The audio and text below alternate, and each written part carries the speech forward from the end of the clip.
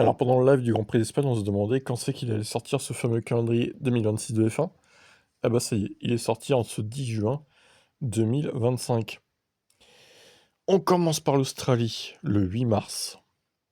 Donc ça commencera assez tôt, une semaine après la Chine, 2 semaines après le Japon. Nous aurons 2 semaines après encore Bahreïn, puis une semaine après l'Arabie Saoudite. Miami interviendra le 3 mai. 3 semaines après, nous aurons le Canada. Voilà qui est plus logique, Miami-Canada. Voilà, ça c'est bien. Nous aurons Monaco, du coup, le 7 juin. Et oui, c'est plus tard que d'habitude, du coup. Alors, du coup, il n'y aura sûrement pas l'IndyCar et l'Indy 500 en même temps que Monaco, cette fois. Enfin, le même jour. Ça va être fini, ça. L'IndyCar, en général, c'est fin mai, quoi. Donc là, ce serait le 31 mai, je pense. Alors, Espagne. Espagne, alors, Grand Prix de Catalogne, hein, attention. Barcelone, toujours, une semaine après. Donc ils n'ont pas regroupé les deux Grands Prix d'Espagne. Intéressant. Le premier est donc le 14 juin. En même temps, regrouper les deux, ça aurait peut-être fait un peu trop, mais bon, en même temps, ils le font bien avec les US. Même si là, bon, c'est plus trop le cas, au final. Espagne, 14 juin, 2 semaines après, l'Autriche, 28. Une semaine après, Grande-Bretagne. 2 semaines après la Grande-Bretagne, nous avons la Belgique, Spa, le 19 juillet, du coup. Et le 26 juillet, nous avons la Hongrie. Pause estivale. Ensuite, 23 août, Pays-Bas. Oh, il y a encore les Pays-Bas. Je pensais que c'était terminé. C'est peut-être la dernière fois cette fois. Italie, Monza, donc le 6 septembre. Vous remarquerez qu'il n'y a plus Imola, hein. C'était sûr de toute façon.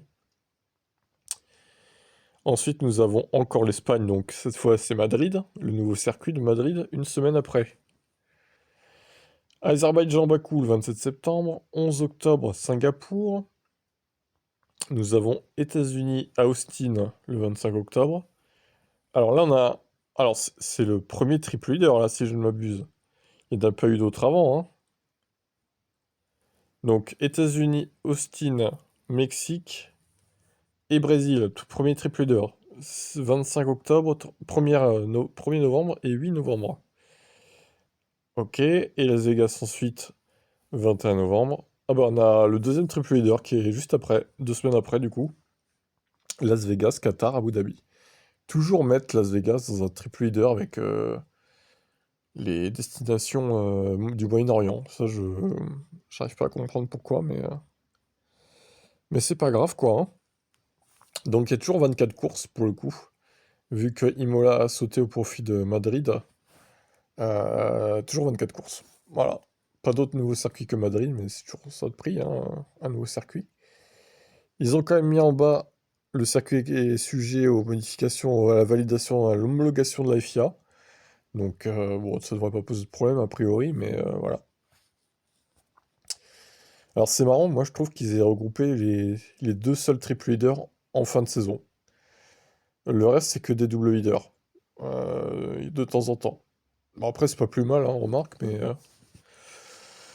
Ouais, le calendrier est pas mal. Au final, ça s'étend du 6 mars, du vendredi 6 mars au 6 décembre. Donc, incroyable.